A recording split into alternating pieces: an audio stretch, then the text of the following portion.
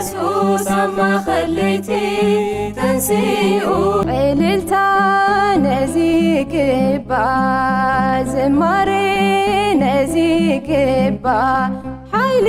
ሞት ሎሚ ሓሲሩ ተመልሰ አዳም ናብ ክብሩ ተመልሰ አዳም ናብ ክብሩ ሰላም ከመይ ፀንሖት አፍተዋትን ክቡራትን ተኸታተልቲ ደደቢት ቲቪ ንሳዕ ዘዳለናልኩም ሓፀርትን እዋናውን ዜናታት ሒዝናልኩም ቀሪብና ኣለና ክትከታተሉና ዓድመና እዩ ብቀንዲ ኣርእስተ ነጥብታቶም ክንፈለም መንግስት ንምጥያሽን ህዝቢ ካባና ዝደልየ ለውጢ ንምምፃን ኣብ ዝግበር ፃዕሪ ተጸሚድና ኢና ዘለና ክብሉ ፕሬዝዳንት ታደሰ ወረደ ገሊፆም እቲ እንኮ መማረፂ ፖለቲካዊ ፈላላይና ብልዝብ ፈቲሕና ቀንዲ ውራይና ምምላስ ተመዛበልትና ክንገብሪና ክብሉ ኣባል ፈጻሚት ህወሓትን ዋና ማሓዳር ዞባ ምዕራብ ትግራይን ኣይተ ተኽላይ ገብረ መድህን ገሊፆም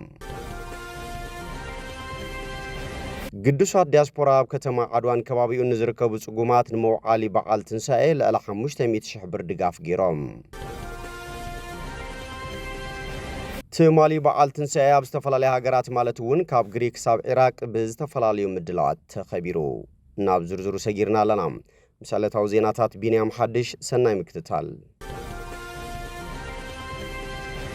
መንግስት ንምጥያሽን ህዝቢ ካባና ዝደልየ ለውጢ ንምምፃን ኣብ ዝግበር ፃዕሪ ተጸሚድና ኢና ዘለና ክብሉ ፕሬዝዳንት ታደሰ ወረደ ገሊፆም በዓል ትንሳኤ 2017 ዓ.ም ምኽንያት ብምግባር ብምትሕባር ማሕበር ሕድሪ ምትሕግጋዝ ተጋደልትን ስድራ ተጋደልትን ዲያስፖራ ተጋሩን ማእኸል ሕዌትን ሕክምና ሓርበኛታትን ኣብ መለስ ኣካዳሚ ንዝርከቡ ጉድኣት ኩናት ሓርበኛታት እንግዶት ምሳሕ ገይሮም ኣብቲ እንግዶት ምሳሕ ዝተረኸቡ ፕሬዝዳንት ጊዜያዊ ምሕዳር ትግራይ ሌተናንት ጀነራል ታደሰ ወረደ ህዝቢ ካባና ብዙሕ ዝጽበ ንሕና እውን ከም መንግስቲ ካባና ዝጽበን ንኽእሎን ስራሕቲ ንምፍጻም ንጽዕሪና ዘለና ክብሉ ተዛሪቦም ሎሚ ምሳኹም ተራኺበ በዓል ምሕላፈይ ሕጉስ የዝበሉ እቶም ፕሬዝዳንት ብሰንኪ ተደራራቢ ስራሕ ግን ተደጋጋሚ ክንመጽ ኣይከኣልናን ክብሉ ገሊፆም እንግዶት ምሳሕ ዝተገበረሎም ተጋድልቲ ብወገኖም በዓል ምኽንያት ብምግባር ንዝተገበረሎም እንግዶት ብምስጋን ካልኦት ዘይተፈትሑ ጸገማት እውን ክፍትሓሎም ጻውዒት ኣቕሪቦም እቲ እንኮ መማረፂ ፖለቲካዊ ፈላላይና ብልዝብ ፈቲሕና ቀንዲ ውራይና ምምላስ ተመዛበልትና ክንገብሪና ክብሉ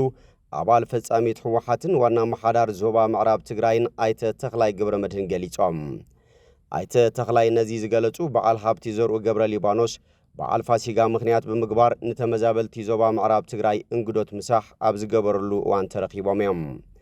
በዓል ሃብቲ ክቡር ዶክተር ዘርኡ ገብረ ሊባኖስ ከምቲ ልሙድ በዓል ፋሲካ ምኽንያት ብምግባር ኣብ ሰብዓ ካሬን ዝርከቡ ተመዛበልቲ ዞባ ምዕራብ ትግራይ እንግዶት ምሳሕ ገይሮም ኣብቲ ዝተኻየደ እንግዶት ምሳሕ ሊቀ ጳጳስ ሃገረ ስብከት ዞባ መቐለ ኣቡነ ኢሳያስ ዋና ማሓዳር ዞባ ምዕራብ ትግራይ ኣይተ ተኽላይ ገብረ መድህን ከንቲባ ከተማ ሰቲት ሑመራ ኣይተ አብርሃም ክንፈን ካልኦት ብርክ ዝበሉ ዕዱማት ኣጋይሽን መራሕቲ ሃይማኖትን ተረኺቦም መኽፈቲ መደረ ዘስምዑ በዓል ሃብቲ ክቡር ዶክተር ዘርኡ ገብረ ሊባኖስ ኣብ ዝሕለፍዎ መልእኽቲ ስቃይ ህዝብና ክውዳእ ናብ ንቡር መነባብሮ ክምለስን ሕጂ ኣብ ዝሓሸ ኣፋፍኖት ንርከብ ድሕሪ ምባል እዚ ንኽዕወት ድማ ናይ ኩሉ ጻዕሪ ከም ዝጠልብዮም ገሊፆም ትንሳኤ 2017 ዓመተ ምህረት ዋላ ኣብ ዝኾነ ይኹን ኣብ ከይዳ ኮኑ እንቋዕ ብሰላም በፅሐና ክብል ይፈቱ ብምቕፃል ህዝቢ ምዕራብ ተፈናቐል ኣብ ከይዳ እኒሄ ኩሉ ትግራዋይ እኳ ዋላ ተዘይመችዎ ግን ብፍላይ ግን ህዝቢ ምዕራብ ኣብ ተፈናቐል ኮይንኩም ኣብ ሽግር ኮይንኩም ስለተውዕልዎ ኣለኹም እንቋዕ ኣውፅሐኩም ክብል ይፈቱ እሞ ዝተኸበሩ ብፁዕ ኣቦና ኣቡነ ኢሳያስ ዝተኸበሩ ዋና መሓዳሪ ኣቶ ተኽላይ ገብረ መድህን ምክትል ኣመሓዳሪ ኣቶ ተስፋ ማርያም ዋና ከንቲባ ሑመራ ኣይተ አብርሃም ካብ መቐለ ቤት ጽሕፈት ኣቶ ጸጋይ በየነ ህዝቢ ምዕራብ ካብ ዝኩሉ ስቃይ በፂሕና ሕዚ ምናልባት ምስ በዓል ትንሳኤ ተተሓሒዙ ክውዳእ ክወግሕ ይመስል ኣጋጣሚ ኣብ መንጎኹም ዋና መሓደርትኩም ኣብዚ ስለዝተረኸቡ እንኳዕ ደስ በለኩም ክብል ይፈቱ ስለዚህ ሕዚ ኣነ እኳ ብዙሕ ክዛረብ ኣይክእልን ተዛሪብና ፈጣሪ እዩ መፍትሒ ዝህብ ኮይኑ ግና ናይ መወዳእታ ገዛ ክኾነ ኢልኩም እየ ዝምነ ካብ ዝነበርኩምዎ ፀገም ኣይገድድን በርትዑ ሓቦን ብርትዐን ናይ ትግራዋይ ባህሪ እዩ ባህሪኹምን ጅግንነትኩምን ተፃዊርኩም ምስ ፈጣሪኹም ኮይንኩም ናይ መጨረሻ ዝኾነልና ግዜ ይምነ በተለይ ከዓ ክቡራን ኣመሓደርትና ሕዚ ናብዚ ምምፃእኹም ዓብዪ ሓጎስ እዩ ተሰሚዕና ህዝብኩም ረአይዎ ቀዳምነት ሂብኩም ከዓ ነዚ ህዝቢ እዚ ካብ ኬንዳን ካብ ችግርን ከም ተውፅዎ በዓል ሙሉእ ተስፋ እየሞ ተስፋና ሙሉእ ክኸውን ከዓ ይምነ ስለዚ ክብረት ይሃበለይ ኣብ ቀፃሊ ኣብቲ ቦታና ምስከና እየ ጥዑይ መልእኽቲ ክሕልፍ ልምነ ሕዚ ግን ምንም ከይብልን ጸሎት ጥራሕ እየ ከመሓላልፍ ልኽእል እሞ ጸሎትና ክሰምረና ከዓ ናይ ኩልና ይኹን ክብል ይፈቱ የቀኒየለይ ስለዚ ምናልባት ጥዑም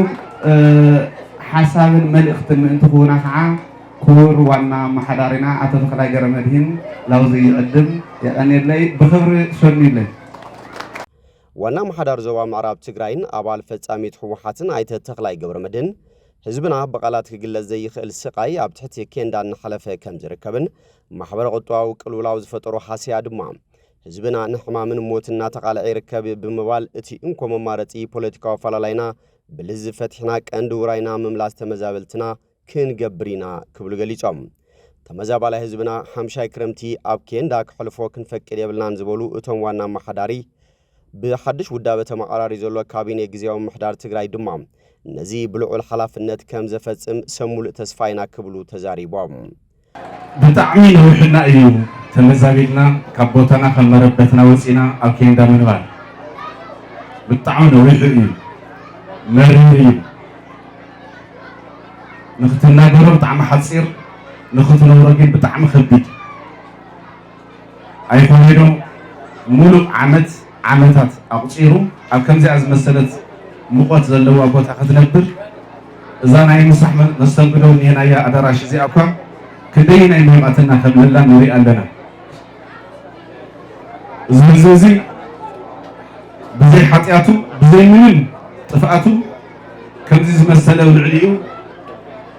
በደል ክበፅሖ ዝኸኣለሉ ምክንያት ወላ እኳ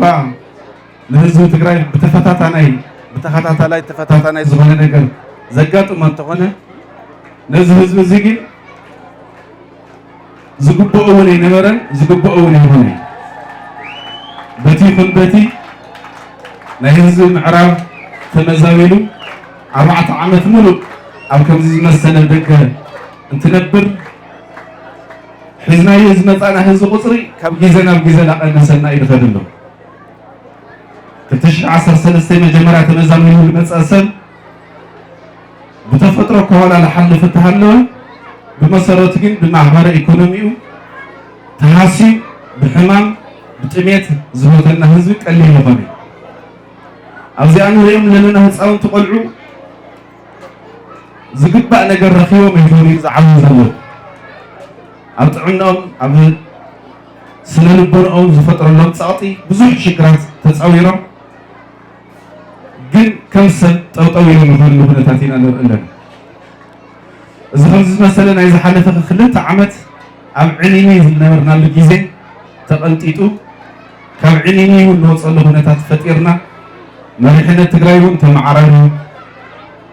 ህዝቢ ትግራይ ከም ህዝቢ እውን ሓደ ኮይኑ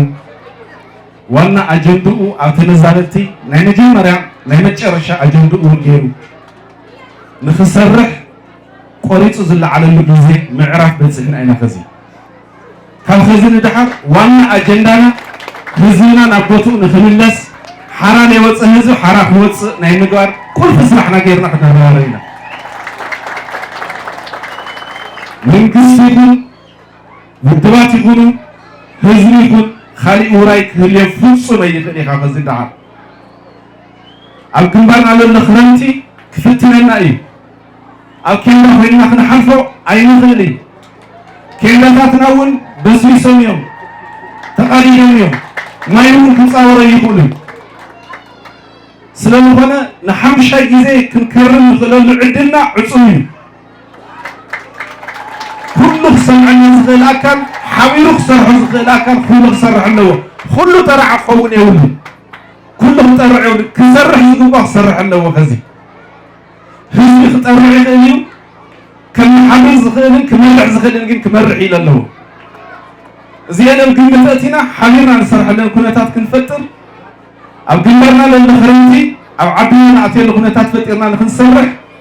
حميرنا ون أو قمبر خوينا ون نقول كل سرعة نخنسرح بزقات أمزي سرحنا أيو وراينا أيو كليلي أو قمبر كن كزارلي إيه زدلي كور لك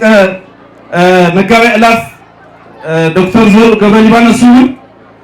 أو تراي زولة نزارة لا كنزير عند حجز الزنبرة أمي ملاس أجندو نايم ملاسي أمي ملاسي حجز قبرنا أيو كافز البحري لا إذا أمن كم جرنا نخنسرح دمان خلصنا خوينا نخنسرحنا أيزوهم كابتمالي لومي إزحيش كابتمالي لومي حشيو كاولو ما تصرح حشي كبرتها باللي كعب صحكم ቆሞስ ልደታ ማርያም ካቶሊካዊት ቤተክርስቲያን መቀለ አባጡ ዑምበርህም ኣብዚ ሓለፍዎ መልእኽቲ ንበዓል ሃብቲ ዘርኡ ገብረ ሊባኖስ ድሕሪ ምምስጋን ህዝብና ከም ተመረበቱ ዝናፍቕ መሬት ምዕራብ ትግራይ ድማ ንበዓል ዋንኡ ይናፍቕ ኣሎ ስቃይ የብቀ ህዝብና ኣብ ሓፂር እዋን ክምለስ ኣለዎ ክብሉ መልእኽቶም ኣመሓላሊፎም زحزن ነገር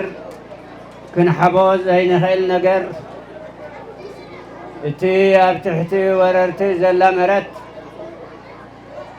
እቶም ኣብ ትሕቲ ወረርቲ ዘለው ወገናትና ኣብ ዓዲ ይኹን ኣብ ሱዳን ዝተሰዲዶም ዘለው ወገናትና ልዕሊ 2 ሚልዮን ተፈናቀልትና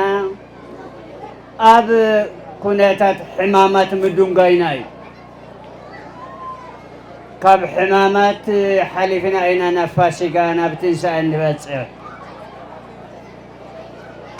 كلهم تجارو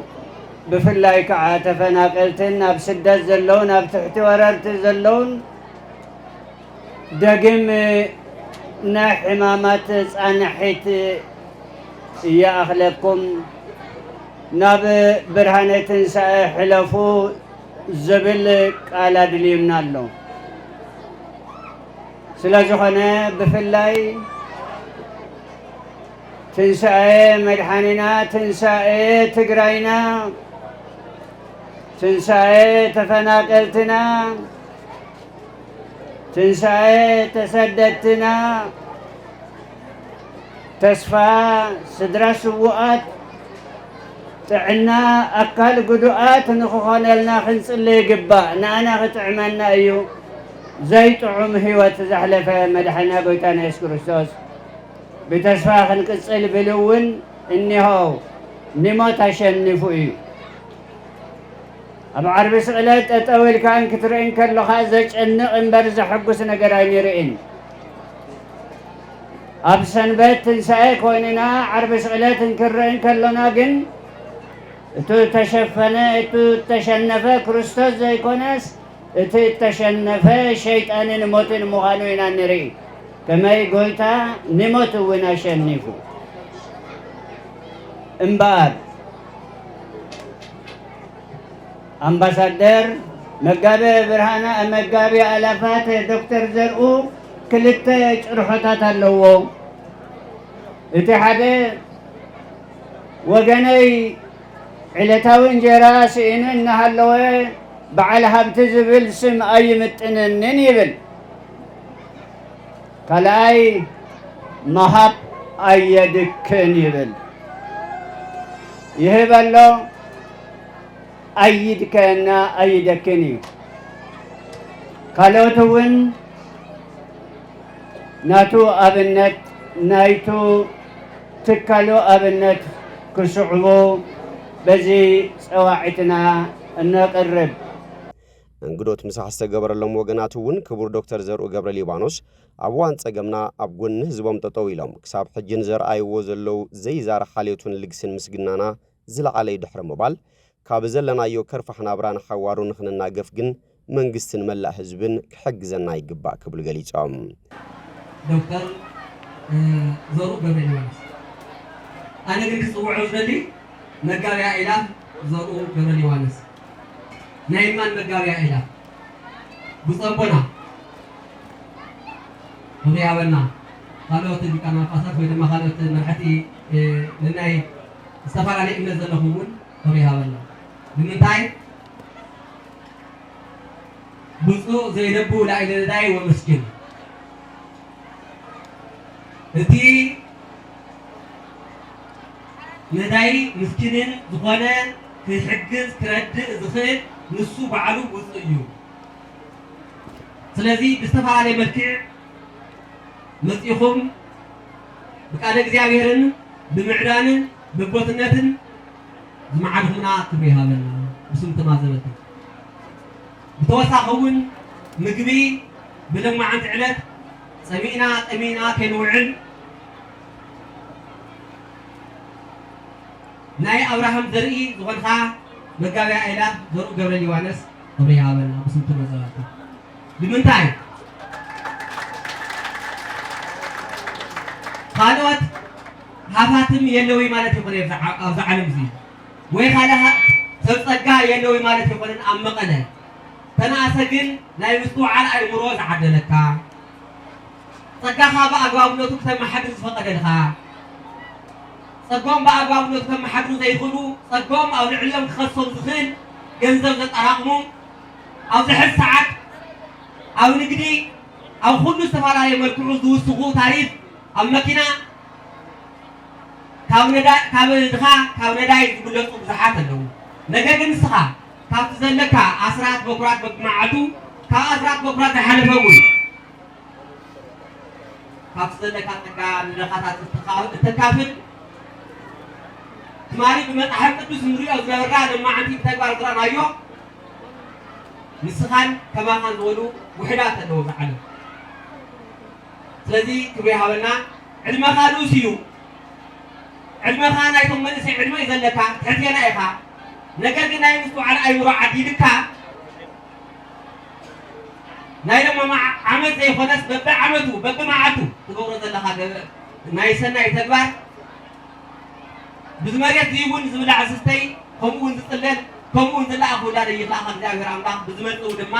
ናይ መንግስተ ሰማያት ሰብ ይበልካ ኣብቲ በዓል ሊቀ ጳጳስ ሃገረ ስብከት መቐለ አቡነ ኢሳያስ ሓዊሱ ከንቲባ ከተማ ሰቲት ሑመራ ኣይተ አብርሃም ክንፈን ካልኦት መራሕቲ ሃይማኖትን ተረኺቦም እውን ሰናይ ዝበሃል መልእኽቲ ኣመሓላሊፎም እዮም። ቅዱሳት ዲያስፖራ ኣብ ከተማ ዓድዋን ከባቢኡን ዝርከቡ ጽጉማት ንመውዓሊ በዓል ትንሳኤ ልዕሊ 500,000 ብር ደገፍ ገይሮም። ኣብ ኣሜሪካን ኣውስትራልያን ዝነብሩ ቅዱሳት ዲያስፖራ ትግራይ ኣብ ከተማ ዓድዋን ከባቢኡን ዝርከቡ ጽጉማት ወገናት ልዕሊ 500,000 ብር ንመውዓሊ በዓል ፋሲጋ ሓጊዞም። ኣብ ኣሜሪካ ዝነባርነተን ወይዘሮ ኤልሳቤት እምባዬ ምስ በዓል ገዝአን ሚስተር ሪክ ኣብ ከተማ ዓድዋን ዝርከቡ 77 ጽጉማት ወገናት ድማ ልዕሊ 230,000 ብር ብሓገዝ ኣበርኪተን። እቶም ቅዱሳት ወገናት ብምኽንያት በዓል ትንሳኤ ኣብ ጣብያ ደብሪቺ ኣብ ትሑት መናብሮን ዝርከቡ ወገናት ንነብሲ ወከፎም 3,000 ቅርሺ ሂቦም እዮም። ተወካለቶም ቅዱሳት ዲያስፖራ ኣይተ ኣብርሃ ገበዮ እዞም ፈተውቲ ዓዶምን ህዝቦምን ቅድም ክብል ተማሳለ ሓገዝ እናገበሩ ከም ዝመጹን ሕጂ ዝተገብረ ድጋፍ እውን መቐጸልታናቱ ምዃኑ ገሊጾም። ሓላፊት ዘፈር ተጠቃምነት ማሕበራዊ ጉዳይ ከተማ ዓድዋ ሲስተር ሓዳስ ተኽሉ